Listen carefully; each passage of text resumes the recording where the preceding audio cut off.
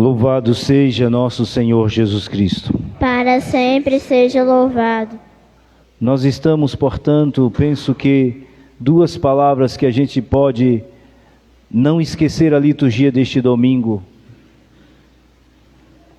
intolerância e escândalo.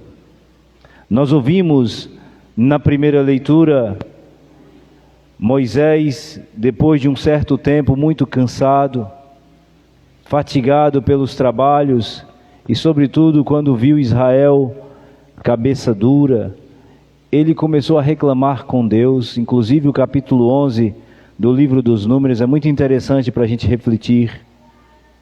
Ele chega a dizer: Senhor, não fui eu que fiz esse povo, não fui eu que gerei esse povo, foi o Senhor, então o Senhor que tem que tomar conta. E aí o Senhor viu o cansaço de Moisés, então solicitou que convocasse 70 homens para que estes pudessem auxiliá-lo na tarefa.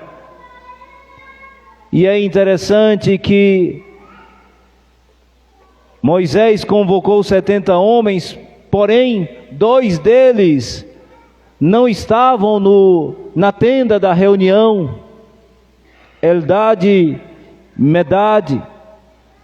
E é interessante que quando o Senhor desceu, e aqui começa a primeira leitura, o Senhor desceu numa nuvem, fez com que aquele mesmo espírito de Moisés também estivesse nos 70 homens. O grande dilema é que só haviam ali 68 homens, os 2 estavam no acampamento. Porém, quando este Espírito foi dado a eles, eles começaram a profetizar. E os 2 lá na tenda também começaram a fazer a mesma coisa. Um jovem chamado Josué, filho de Num, foi ao encontro de Moisés para reclamar sobre aqueles 2 que não estavam na tenda da reunião, porém no acampamento. E Moisés olha para ele e diz: tu tens ciúmes de mim? Que bom se todos fossem profetas do Senhor.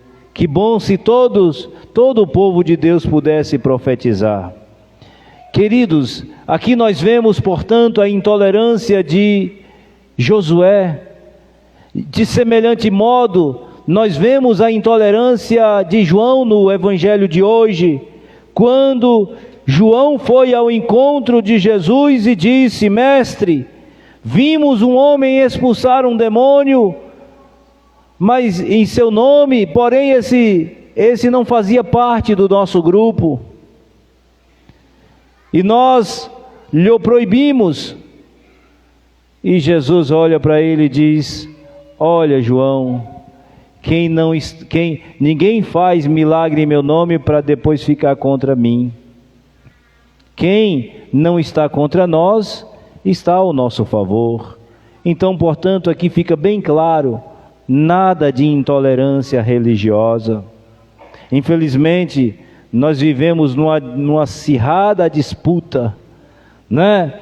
De modo que aquele que pensa diferente olha para você como um grande inimigo, mas você nunca fez mal a essa pessoa, né? Às vezes você passa por alguém na rua, dá bom dia, porque não faz parte do grupo desse pessoal, então não responde. Isso não é cristianismo, isso é coisa do Satanás. São Paulo já dizia na carta aos Romanos 16, versículo 17, cuidado com aqueles que dividem. Até porque o capítulo 17 do Evangelho de João, versículo 20, Jesus rezava ao Pai: Pai, que eles sejam um, Pai, como tu e eu somos um. Então, se há divisão, é sinal de que alguma coisa está errada. Porque o grande desejo de nosso Senhor é que fôssemos um só povo. Então, portanto, a gente tem que ser tolerante com aquele que pensa diferente. Porém, aqui vai um recado. Uma coisa é ser tolerante, outra coisa é não ter identidade. Porque tem gente que, para mostrar que não é tolerante, participa de tudo, vai para um canto, vai para outro, ou seja, mas lá não fala de Deus, mas lá não é assim, não é assado, então não vejo problema. Eu vejo um problema. Ué, padre, mas a gente não tem que ser tolerante? Sim, uma coisa é você respeitar a religião do outro, outra coisa é você não ter identidade com aquilo que você professa. Vocês não viram Moisés mandando Josué voltar para a tenda e ficar com os dois, Eldade e Medade? Vocês não escutaram no Evangelho Jesus dizendo a João: vá, João, agora pode fazer parte desse rapaz, desse homem que agora fez milagres em meu nome? A gente não vê, a gente vê Jesus dizendo que a gente tem que ser tolerante. Como um dia, uma coitada de uma jovem, só porque ela é negra, fez uma lojinha com artigos religiosos. Então alguém que era intolerante, vizinha, todo dia insultava a pobrezinha. Todo dia, e criticava. Até chegou um ponto que a menina não aguentou, sabe o que ela fez? Abriu um processo contra a vizinha. Pronto. Aí pronto, calou a boca. Ou seja, a gente tem que ser tolerante com quem pensa diferente. Você tem que respeitar, né? Ah, mas eu sou de Jesus. Aí chega no terreiro assim, num candomblé e derruba tudo. Que isso? Está errado, né? Está errado. Inclusive é um crime, viu? Coitadinha de Dona Penha sofreu um dia desse, só porque estava com a camisa com a estampa de Nossa Senhora. A coitadinha na fila do banco, e uma senhora, acho que três pessoas atrás dela. Coitadinha ficou, né? Foi depreciada. Esse povo que não lê Bíblia, esse povo que é idólatra, é BBB, né?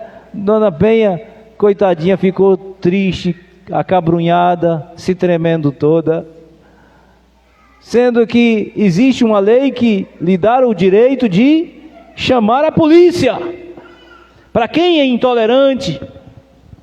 Isso é um crime. O que nós precisamos de fato, queridos, é ter uma identidade calcada no respeito, no amor e sobretudo na fidelidade a Jesus Cristo.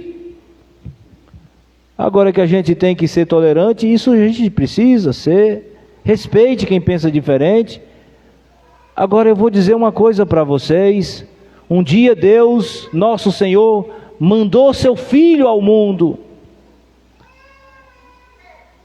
E é interessante que quando Jesus veio a este mundo, Ele não veio fazer aquilo que lhe aprouvesse. Olha como diz o capítulo 6, versículo 38 do Evangelho de João: eu não vim fazer a minha vontade. João 5,30, vim fazer a vontade daquele que me enviou. Então a vida de Jesus, tudo aquilo que Jesus falou, tudo aquilo que Jesus pregou, tudo aquilo que Jesus realizou na terra, foi mediante um projeto divino. Por isso que um dia Jesus olhou para os 12, depois de ter escolhido, né? Lucas 6,12.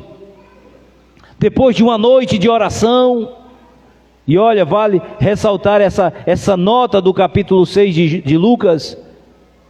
Jesus, depois que passou a noite toda em oração, no outro dia, Ele escolheu os 12. Diz o versículo 12 de Lucas 6.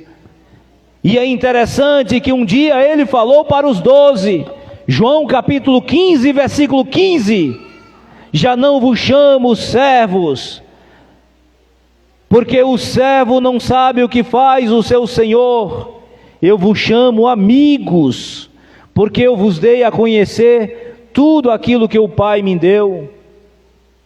Então um dia, quando Jesus falou a Simão Pedro: Simão, filho de Jonas, não foste nem a carne nem o sangue que te revelou isso, Mateus 16:16, mas foi o meu Pai que está no céu. Por isso eu te digo, Simão Pedro, sobre ti eu edifico a minha igreja, e o inferno jamais vai conseguir prevalecer contra ela. Queridos irmãos, a igreja de Cristo, desculpe-me se eu sou intransigente nessas colocações, tudo bem, é a igreja católica.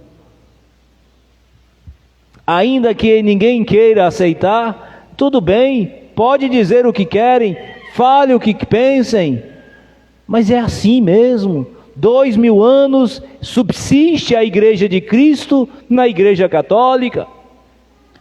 Na igreja católica, nosso Senhor ofereceu os sacramentos. Um dia Jesus falou para os apóstolos, e somente para os 12.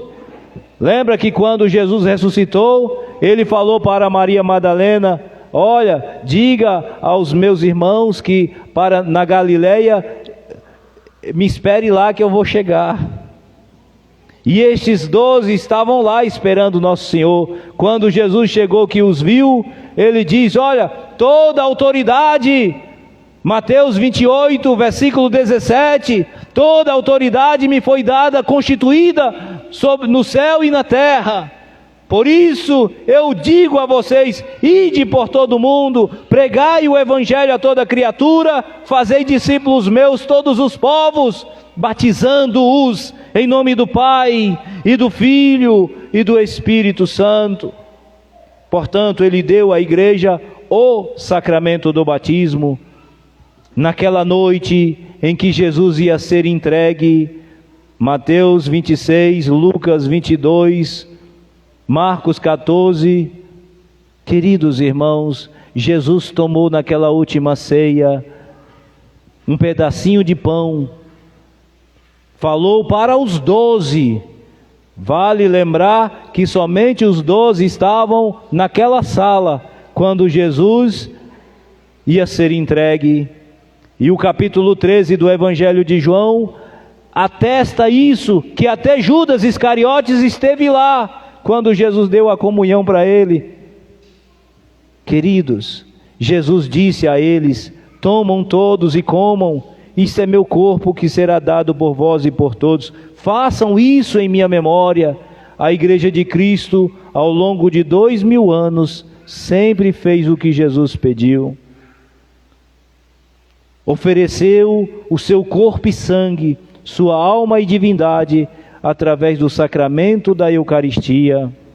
Um dia Jesus, depois de ter ressuscitado, Jesus entrou naquele recinto onde os apóstolos estavam, e somente os 12 estavam lá, ou melhor, os 11, porque Judas já tinha se escafedido. O capítulo 20 do Evangelho segundo São João, versículo 21 seguinte, diz que Jesus entrou onde eles estavam, com a porta fechada. Jesus olhou para eles, disse: a paz esteja convosco.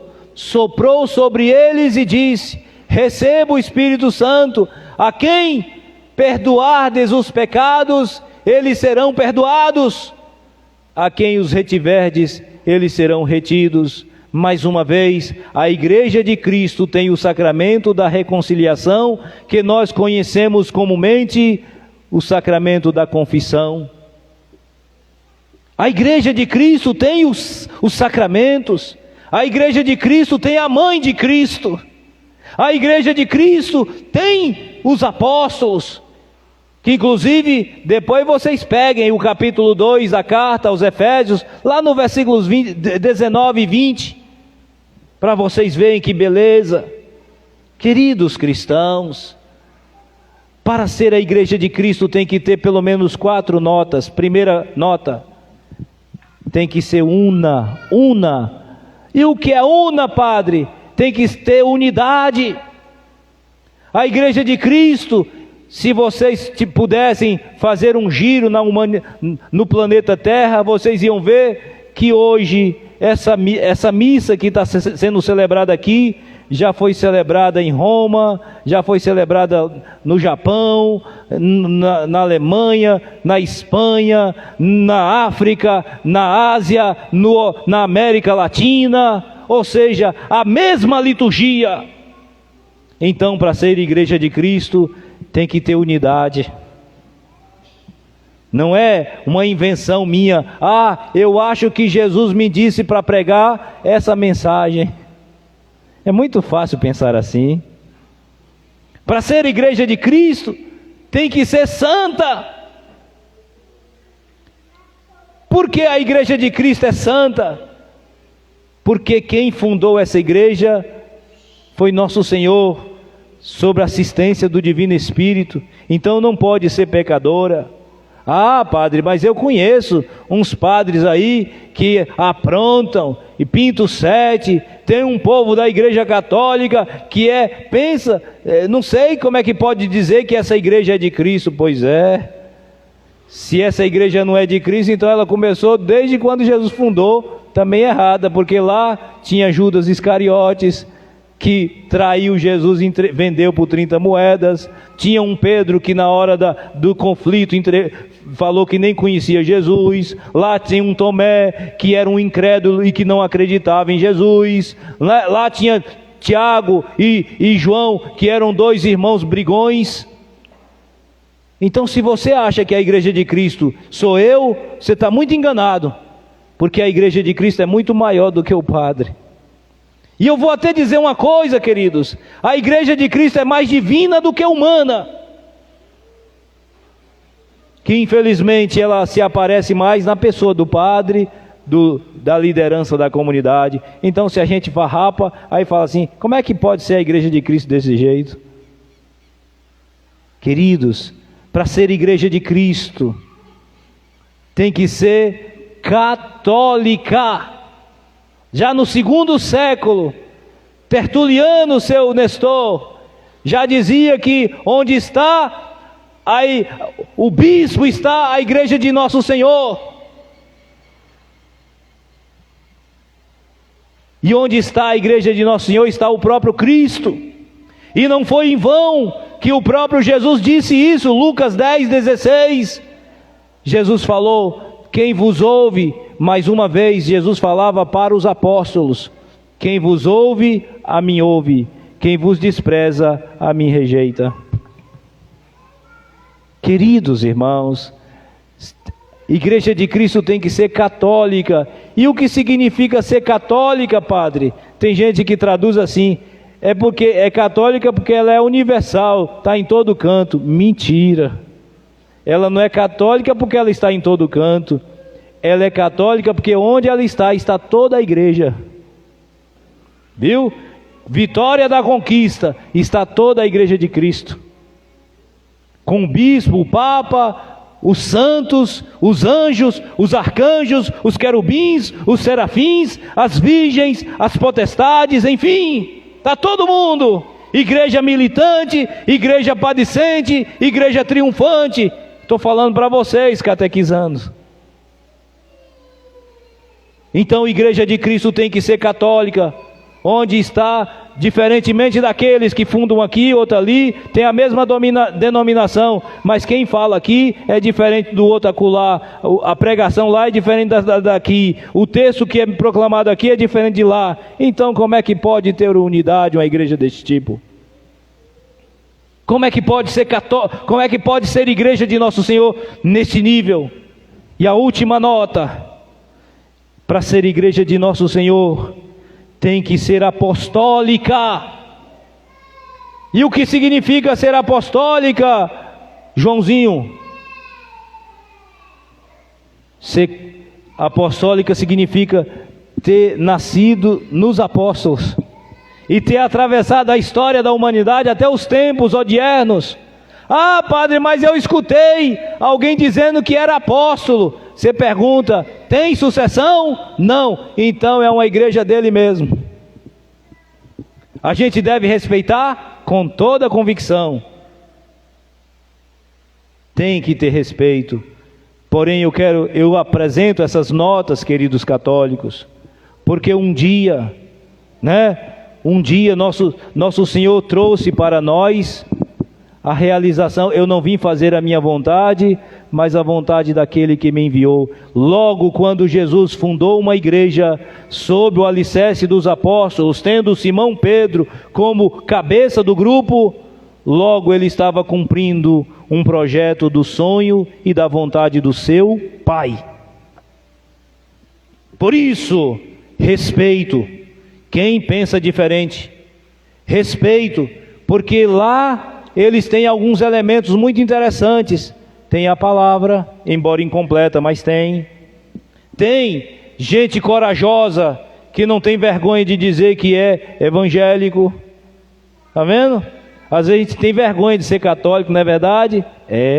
Está rezando o texto, aí esconde o texto para dizer com vergonha. Porque senão alguém vai arrancar da sua mão e vai te criticar. Aborda todo mundo, faz gente queimar feijão em casa, enfim. E vão. Nós somos covardes. Nós somos frouxos. A igreja de Cristo, ela precisa ser difundida. E quem é que faz isso? Somos nós. Então, portanto, tolerância. Não critique o outro. Respeite. Se você é questionado sobre a sua fé, é dever seu explicar aquilo que você professa. Mas nunca brigar, discutir, bater boca, porque isso, eu pergunto a você, você já conseguiu converter alguém brigando? Sabe quem é que briga? É quem não sabe de nada, pode ter certeza. E precisa, através dos gritos, da força da voz. Pode olhar, um cachorro quando ele está com medo do outro, você já percebeu como é que ele se comporta? Aí vem o cachorro de lá para cá, aí ele se agiganta todo, para mostrar que ele é maior do que o outro. Ou seja, é típico da natureza animal. Quando você não consegue pelo argumento, você tenta pela força. E você grita, e você xinga, e você fala um monte de baboseira. Um gato, por que é que o gato fica todo arrepiado? Porque quando ele está arrepiado, parece que ele está maior. Então ele fica todo assim, né? Ou seja, infelizmente, são os fracos que partem para o desespero, e briga, e xinga, e fala um monte de baboseira. É obrigação cada cristão católico preparar bem a sua fé e ter argumento para explicar o que você professa. Segundo ponto que a liturgia de hoje nos apresenta: escândalo. O escândalo. Talvez, quem sabe, é por isso que cada vez mais cresce o número de seitas e também de ateus, por causa do nosso comportamento, por causa do jeito como a gente se comporta nos lugares. A gente deixou de ser uma centelha de luz, a gente é treva na vida dos outros. E olha como é que Jesus diz. Interessante que Jesus um dia falou bem assim, olha, escândalo sempre haverá, mas ai daquele que cometer escândalo. Mateus 18, versículo 7. Ai daquele que provocar escândalo. É melhor amarrar uma pedra de moinho ao pescoço e ser jogado no mar, porque daqui que ele vai tirar a corda do pescoço, ele já chegou ao fundo. E aí já estouraram os tímpanos e ele já morreu sufocado. O que é que essa nota quer dizer para nós? Não escandalizemos os outros. Isso deve começar por mim, por padre, passar pelo diácono, as irmãs. Não causemos escândalo. Querida comunidade, a gente precisa ser vigilante. O capítulo 12 do Evangelho de Lucas nos ensina a sermos vigilantes. Queridos, não escandalize o outro com seu comportamento. Quantas vezes alguém deixou de crer, porque aquele que disse que acreditava em alguma coisa se comportava tão mal? Então fica aqui esse outro apelo para mim e para você. Seja um homem de Deus, seja um homem de fé, não escandalize o pequeno com seu comportamento, seja um sinal da graça de Deus. Quer ver um escândalo grande? A segunda leitura de hoje apresenta. Por que é que Tiago diz: ai de vós ricos, chorai e gemei por causa das desgraças que vão cair sobre vocês? Queridos, alguém poderia dizer: está vendo? Coitado de quem tem alguma coisa, vai para o inferno. Será que vai mesmo? Esses ricos aqui, olha o que é que diz Tiago: você que amontoou tesouro nos últimos dias, enquanto os seus funcionários não receberam o salário que você tinha que pagar. Esses são esses delinquentes que o apóstolo está a reclamar. O salário dos trabalhadores que ceifaram nos vossos campos, que vós deixastes de pagar, está gritando e clamando por eles. Ou seja, quem são esses ricos? Aqueles que cresceram à custa da desgraça do outro. Quer ver uma coisa escandalosa? Uma pessoa que se diz cristã entra na política e faz um caixa 2 e desvia o dinheiro da merenda dos meninos. Olha, prestaremos contas diante de Deus por causa dessa miséria. Enrolamos o outro, mentimos, enganamos, embromamos para nos darmos bem. Isso é um escândalo. Enquanto você cresce, um dia eu escutei uma reportagem de um jogador de futebol africano, eu não sei o nome dele, ele tem um tracinho branco assim na cabeça, amarelado. É interessante que ele joga na Europa, eu também não sei qual é o time de futebol, mas eu achei muito interessante a entrevista com ele. Ele dizia que o salário dele, que não é pouco, quando ele chega no país lá, eu não sei se é Uganda, alguma coisa assim, ele pega esse dinheiro todinho e divide com os habitantes. Ele não tem essa vida faustiva de luxo, helicóptero, avião, iate, casa para todo canto. Inclusive, vale a pena você ler do capítulo 1 até o 5 do profeta Isaías, o que o profeta reclama daqueles que juntam campo a campo, casa a casa, ou seja, querem ganhar o mundo. Você não vai conseguir comprar o mundo inteiro. De que adianta o homem ganhar o mundo inteiro e se perder na vida? Então esse jogador de futebol eu trago como exemplo. Ele tem sempre em mente essa reflexão: eu não posso crescer sozinho, vendo os meus irmãos morrendo de fome. Que gesto nobre! Alguém dizia: mas esse reloginho seu é tão simples. Ele dizia: pois é, mas a mesma função que tem um de 200 euros, tem esse aqui, é mostrar para mim que horas são. Então veja, que gesto nobre. Então esse homem é um homem rico, e pode ter certeza, na sua generosidade, esse homem tem o céu como garantia. Diferente daquele do capítulo 16 de Lucas, aquele que via o pobre Lázaro mendigando na sua casa, e ele, necas de quitibiribas. Então fica aqui, queridos, riqueza aqui não está relacionada ao número de coisas que você tem, mas o modo como você administra aquilo que possui.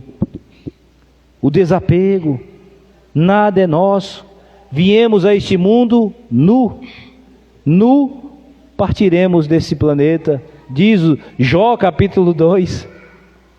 Então nada é nosso.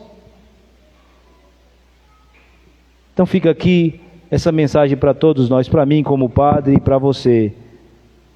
Tolerância àquele que pensa diferente e ter um grande cuidado com o escândalo, porque pode ser que alguns vão desistir da fé por causa do seu mau comportamento.